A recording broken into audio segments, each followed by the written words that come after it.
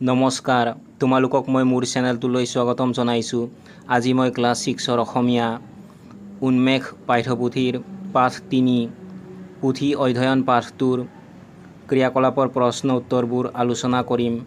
গতিকে তোমালোকে ভিডিঅ'টো প্ৰথমৰ পৰা শেষলৈকে চাবা।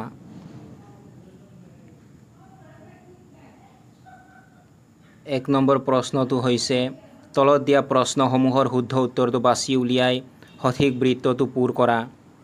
ইয়াত তোমালোকক দিয়া আছে বিদ্যা উপাৰ্জনৰ ঘাই উপায় কি? ইয়াৰ শুদ্ধ উত্তৰ হৈছে অপশ্যন খ, পুথি অধ্যয়ন। গতিকে তোমালোকে অপশ্যন খ থকা গোলটো পূৰ কৰি দিবা।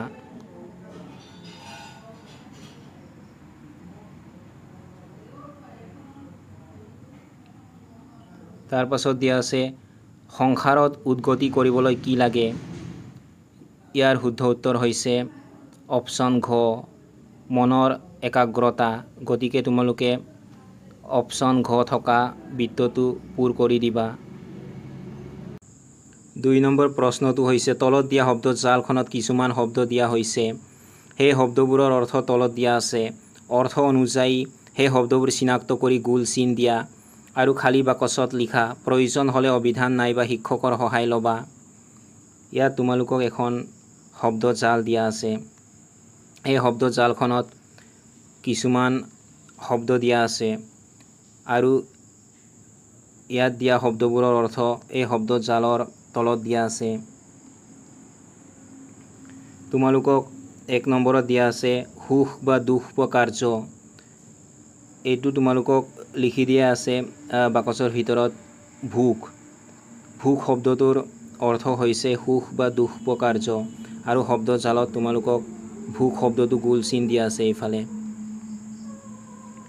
2 নম্বৰত দিয়া আছে উন্নত অৱস্থা। উন্নত অৱস্থা মানে হৈছে উদ্গতি। তোমালোকে বাকচৰ ভিতৰত উদ্গতি লিখি দিবা আৰু উদ্গতি শব্দটো বিচাৰি উলিয়াই তোমালোকে শব্দ জালত গোল চিন দি দিবা। এইফালে আছে তোমালোকৰ উদ্গতি শব্দটো, গতিকে তোমালোকে এইদৰে গোল চিন দি দিবা। তাৰ পাছত 3 নম্বৰত দিয়া আছে যত্ন। যত্ন শব্দটোৰ অৰ্থ হৈছে পুৰুষাৰ্থ। তোমালোকে বাকচৰ ভিতৰত পুৰুষাৰ্থ লিখি দিবা আৰু শব্দ জালত পুৰুষাৰ্থ শব্দটো বিচাৰি উলিয়াই তোমালোকে গোল চিন দি দিবা। এইফালে আছে তোমালোকৰ পুৰুষাৰ্থ। তাৰ পাছত 4 নম্বৰত দিয়া আছে সাঁচি ৰখা কাৰ্য। সাঁচি ৰখা কাৰ্য মানে হৈছে সঞ্চয়। বাকচৰ ভিতৰত তোমালোকে সঞ্চয় লিখি দিবা আৰু শব্দ জালখনত তোমালোকে সঞ্চয় শব্দটো বিচাৰি উলিয়াই গোল চিন দি দিবা। এইফালে আছে তোমালোকৰ সঞ্চয় শব্দটো। তাৰ পাছত 5 নম্বৰত দিয়া আছে বিদ্যুৎ। এতিয়া বিদ্যুৎ শব্দটোৰ অৰ্থ হৈছে বিজুলী। বাকচৰ ভিতৰত তোমালোকে বিজুলী লিখি দিবা আৰু বিজুলী শব্দটো তোমালোকে শব্দ জালখনৰ পৰা বিচাৰি উলিয়াই গোল চিন দি দিবা। তোমালোকৰ বিজুলী শব্দটো এইফালে আছে, এইফালে তোমালোকে গোল চিন দি দিবা।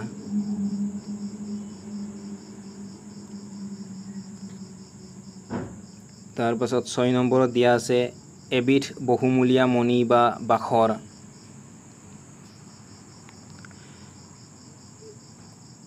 বাকচৰ ভিতৰত তোমালোকে লিখি দিবা মাণিক। এই মাণিক শব্দটো শব্দ জালখনত আছে, মানে এই মাণিক শব্দটোৰ অৰ্থ হৈছে এবিধ বহুমূলীয়া মণি বা বাখৰ। গতিকে তোমালোকে মাণিক শব্দটো শব্দ জালখনৰ পৰা বিচাৰি উলিয়াই গোল চিন দি দিবা। এইফালে আছে তোমালোকৰ মাণিক শব্দটো। তাৰ পাছত 7 নম্বৰত দিয়া আছে কোনো বিষয়ত আগ্ৰহেৰে লগা। কোনো বিষয়ত আগ্ৰহেৰে লগা, এইটো তোমালোকৰ একাগ্ৰতা শব্দটোৰ অৰ্থ হয়। এইফালে বাকচৰ ভিতৰত তোমালোকে একাগ্ৰতা লিখি দিবা আৰু একাগ্ৰতা শব্দটো তোমালোকে বিচাৰি উলিয়াই শব্দ জালখনত গোল চিন দি দিবা তোমালোকৰ একাগ্ৰতা শব্দটো এইফালে আছে গতিকে তোমালোকে একাগ্ৰতা শব্দটো গোল চিন দি দিবা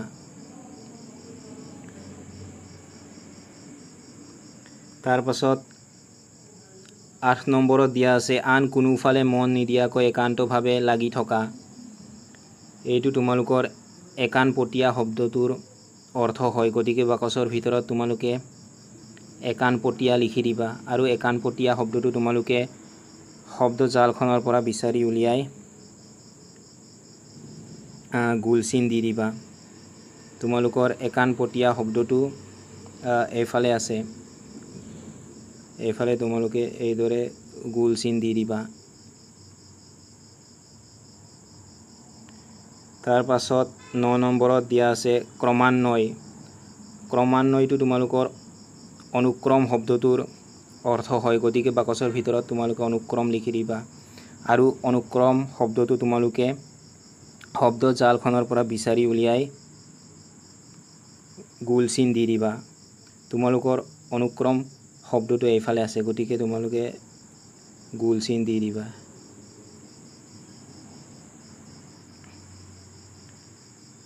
তাৰ পাছত 10 নম্বৰত দিয়া আছে প্ৰক্ৰিয়া বিধি হৈছে তোমালোকৰ প্ৰণালী শব্দটোৰ অৰ্থ গতিকে বাকচৰ ভিতৰত তোমালোকে প্ৰণালী লিখি দিবা আৰু প্ৰণালী শব্দটো বিচাৰি উলিয়াই তোমালোকে শব্দ জালখনত গোল চিন দি দিবা তোমালোকৰ প্ৰণালী শব্দটো এইফালে আছে গতিকে তোমালোকে প্ৰণালী শব্দটো গোল চিন দি দিবা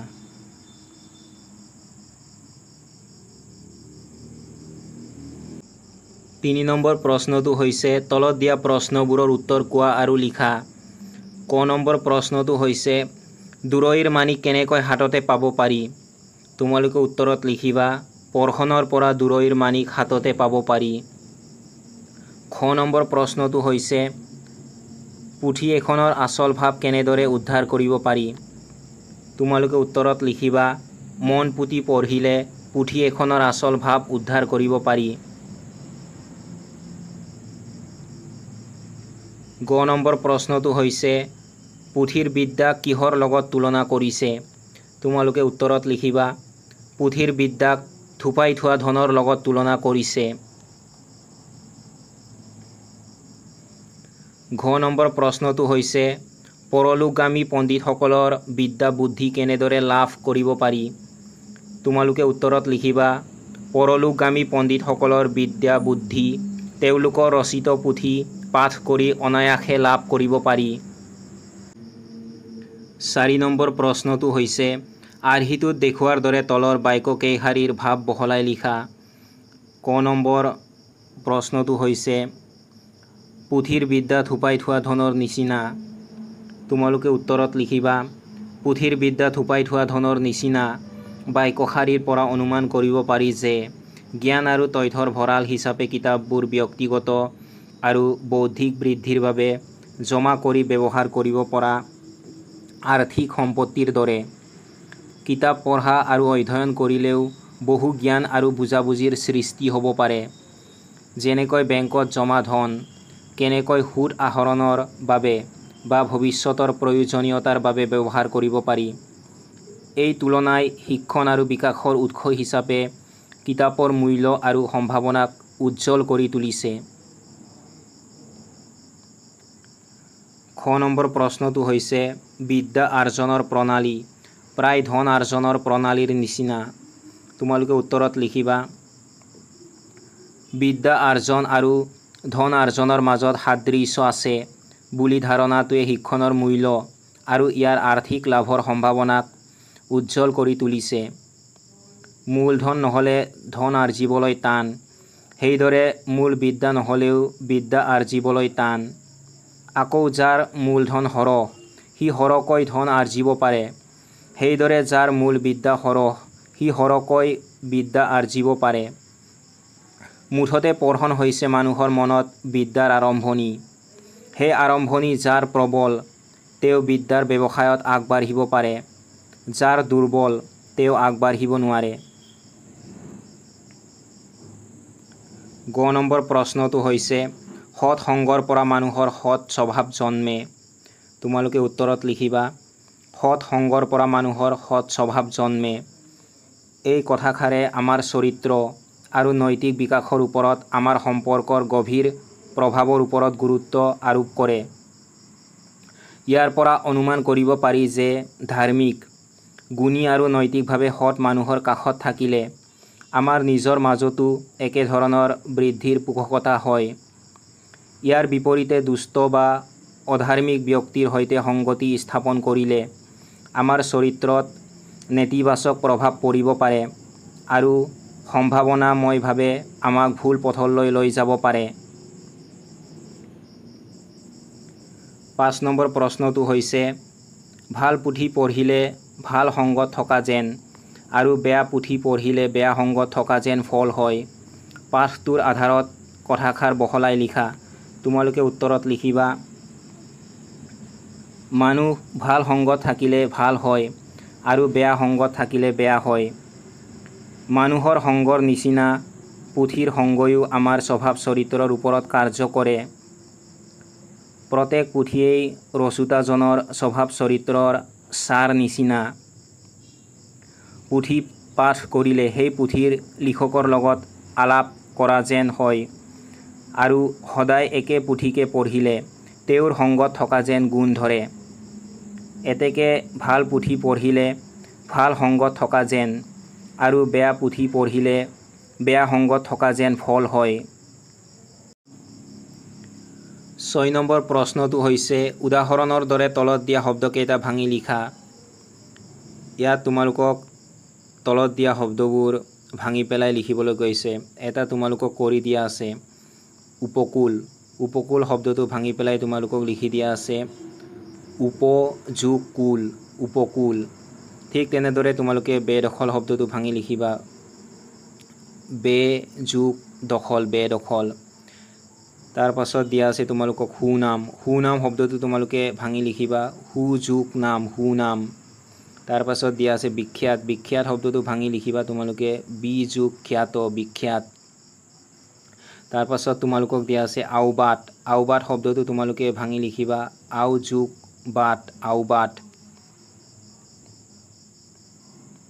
7 নম্বৰ প্ৰশ্নটো হৈছে তলত দিয়া শব্দবোৰেৰে একোটাকৈ বাক্য ৰচনা কৰা।